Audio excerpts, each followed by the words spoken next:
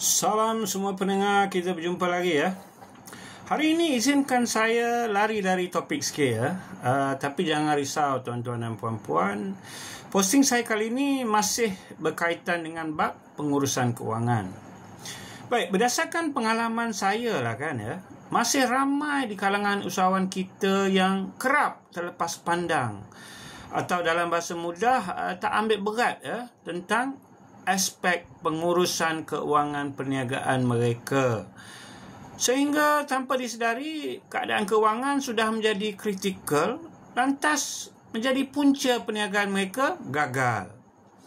Mengikut kajian yang telah dilakukan ya, 60% atau 6 dari 10 perniagaan mikro dan kecil akan gagal dalam 5 tahun pertama operasi mereka ya. Dan ini disebabkan oleh kegagalan mengurus keuangan perniagaan mereka dengan baik. Jadi persoalan utama sekarang ya, mengapa perkara ini berlaku? Mengapa usahawan kita kerap ya mengabaikan aspek pengurusan keuangan ini ya? Saya kongsikan sikit ya maklumat di sini.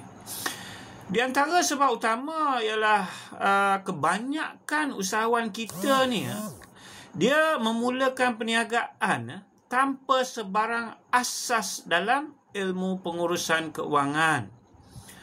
Ramai usahawan yang saya kenali ya, jangan kata pengurusan keuangan perniagaan, pengurusan keuangan peribadi mereka pun tak tentu arah.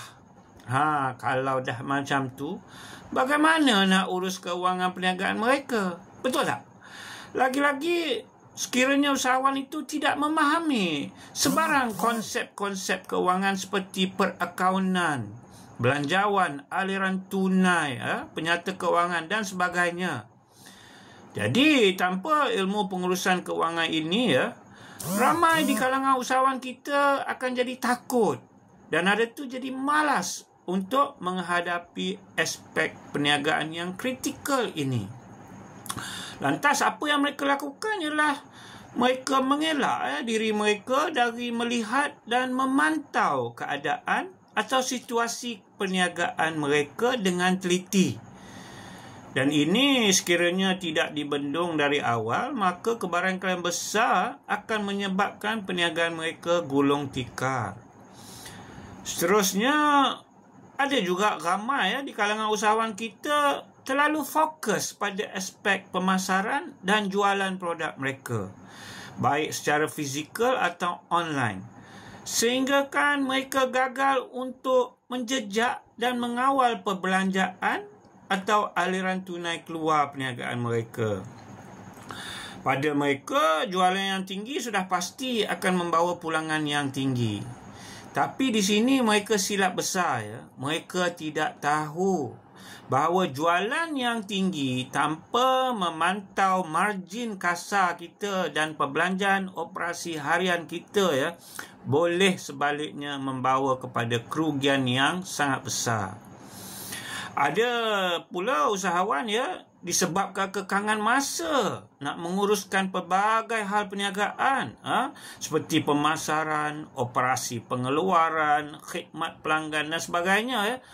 Pada mereka, bab pengurusan kewangan ini suatu kerja yang remeh, yang tak penting dan boleh ditangguh dan akhirnya tidak dilakukan langsung. Di sini saya ingin beri peringatan ya pada semua usahawan. Bab pengurusan kewangan adalah tanggungjawab anda yang paling penting dalam mengurus perniagaan anda. Dan ianya mengatasi tanggungjawab-tanggungjawab anda yang lain. Jangan lupa bab ini. Dan akhir sekali, satu masalah yang saya rasa agak biasa common di kalangan usahawan kita ialah masih ramai yang masih mencampur adukkan keuangan peribadi dan keuangan perniagaan mereka. Di mana ada yang masih menggunakan akaun peribadi mereka dia punya personal savings account untuk kegunaan transaksi perniagaan mereka. Ini sudah pasti memberi gambaran pada kita bahawa mereka sebenarnya tiada motivasi untuk mengambil berat tentang pengurusan keuangan perniagaan mereka dengan teliti Baik, sampai di sini sahaja perkongsian saya hari ini. Esok insyaAllah kita berjumpa lagi. Dan saya harap anda semua nantikan posting saya seterusnya.